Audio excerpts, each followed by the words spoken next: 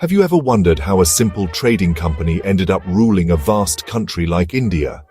Stick with me, because today I'm breaking down the Charter Acts of 1813, 1833 and 1853. 3 laws that literally redrew the political, administrative and civil services map of India.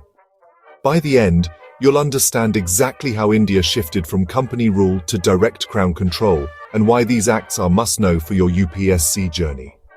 Let's rewind the clock to 1813. The East India Company is still the boss, but winds of change are blowing. The Charter Act of 1813 is passed by the British Parliament, renewing the company's charter for 20 years. But here's the catch. The company's trade monopoly is broken for the first time.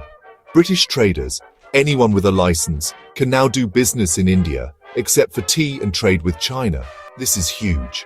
Plus, for the first time ever, the British government sets aside Rs1 lakh a year to promote education in India. And guess what? Christian missionaries get the official green light to come in. Why does this matter? Because it's the first time the British admit they have an educational responsibility in India, and they start using social and religious tools to influence Indian society.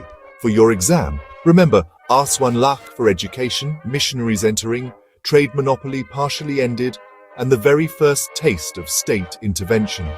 Fast forward to 1833. The British Parliament is done pretending the company is a trading firm. They see it as a governing machine now. Enter the Charter Act of 1833. Overnight, the company loses all its commercial roles. Even tea and China trade are history. The company is now purely administrative. And here's a game changer. The Office of Governor General of India is created. No more Governor General of Bengal. Lord William Bentinck becomes the very first to hold that title. Lawmaking gets centralized too, with a single legislative council for all of British India. Another big point: for the first time, the Act says Indians should not be excluded from public jobs. Sure, it's just on paper and not actually implemented, but the seed of civil equality is sown. For your notes, GG of India, legislative centralization, company becomes administrative, and the first mention of Indian civil rights. Let's jump to 1853. India is changing fast.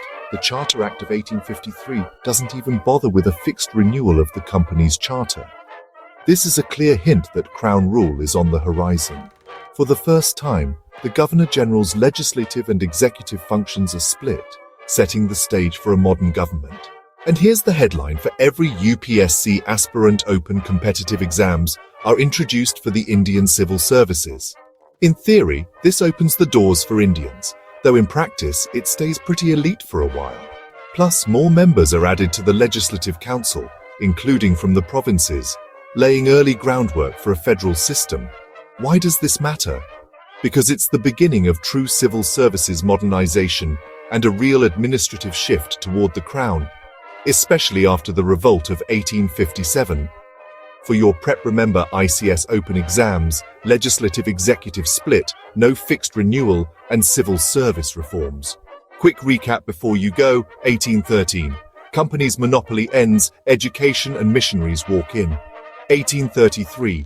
Company turns administrative, Governor-General of India is born. 1853.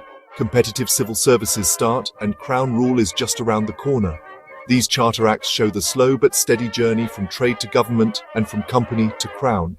If you're serious about cracking UPSC or any top exam, understanding these transitions is non-negotiable. Don't forget to like, share and subscribe for more smart, exam-focused history explainers. Happy studying!